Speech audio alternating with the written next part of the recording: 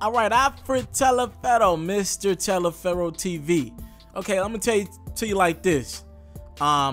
People thought I forgot about the L that James Harden has to give for his performance or lack thereof in Game 6 versus the San Antonio Spurs last week. I had a lot going on last week. Oh, don't think I forgot. Don't you think for one sec I forgot about James Harden.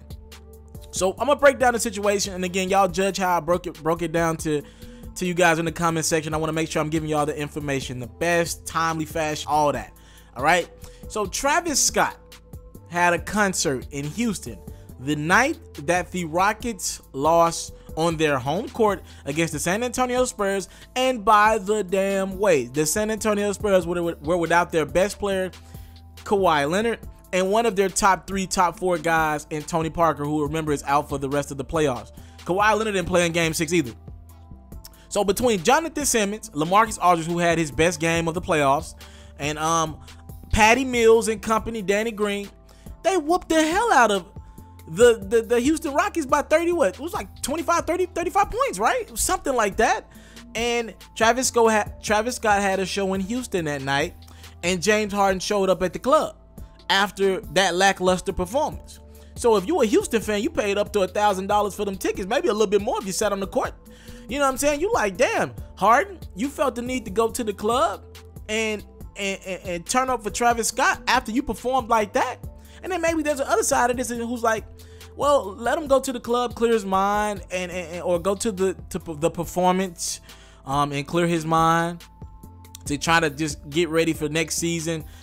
That's not me, but I'm saying that's probably what maybe the optimistic fan was thinking. I don't want your ass to clear your mind. I want you to think about that shit for a long time. You got a long off season to clear your mind, since you couldn't beat on your home court a San Antonio Spurs team without Kawhi Leonard and Tony Parker. And by the way, James Harden, let's just talk about that performance. You got to hold every L, my brother. Every L, because a lot of that game you look disengaged. For most of that game, he had like 5 points.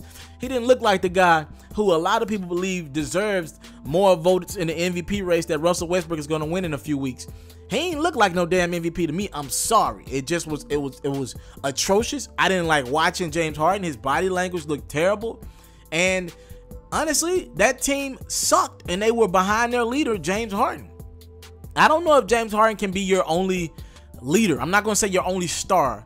I think he can be the best player on the team, but you need a vocal leader who's still somewhat really good at basketball. And I don't know if the Houston Rockets have that guy right now. Like, you need to be a level better than like Patrick Beverly or Trevor Ariza. But you need to be a voice on the team, all right? So anyways, Travis Scott, I'm going to tie this story together. Travis Scott called Stephen A. Smith's show, and he wanted to clear up some things. It was funny to me because Stephen A. didn't know who the hell Travis Scott was. Like a 50-year-old man. He didn't know who the hell Travis Scott was, and you could tell Travis Scott didn't like that. He kind of got humbled. Salute to Travis Scott, a great talent, putting out great music as well. He called in to kind of clear up any rumors or anything like that. So Stephen A. asked him about his man James Harden performance, and he was like, look, man, everybody has bad games. And Stephen A. was like, pretty much, no, yeah, everybody has bad games, but I've never seen a superstar look that disengaged and not want to be on the damn basketball court. Travis Scott kind of stumbled over some words then, and then he was pretty much clearing it up. He was like, I asked James Harden to come to my show that night. It wasn't like he just wanted to pull up. I asked him, did he want to clear his mind and come to my show? I didn't want him chilling like that. So he tried to stand up for his man, James Harden. But I'm going to let you, Travis Scott, your whole team know. Salute to you guys, everything musically y'all doing. But I don't know if your sports knowledge is up to par when it comes to what's really going on.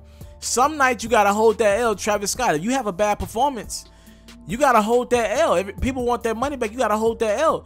Well, Travis Scott, sports is a form of entertainment where we expect all our guys to be at the top of their game. And if James Harden wants all these shoe endorsements, wants to be considered a top 5 guy in the MVP race, we got to hold you to the standard. And you didn't play at the standard, James Harden. Travis Scott, you got to be able to realize that and hold that L for your man. I get it. You was taking up for your mans.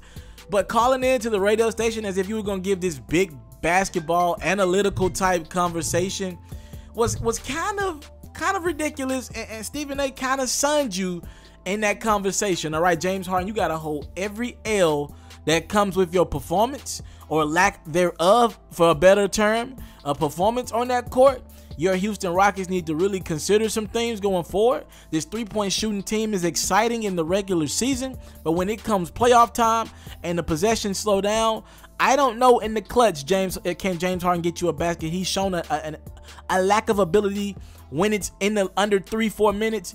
He doesn't want the basketball. He doesn't play like how he plays in the first 36 to 40, 44 minutes.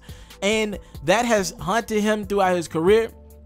I think right now what James Harden does have going for him in a positive direction is they did come back from 3-1 down to the Los Angeles Clippers a couple years ago, and then they got ousted by Golden State. But nevertheless, that's James Harden's best performance in the playoffs up to date, and he didn't really play well at all in the playoffs. Remember, the Oklahoma City Thunder lost pretty much in spite of James Harden. They lost because Russell Westbrook didn't have enough help, and Russell Westbrook was chunking up shots and making bad positions left and right.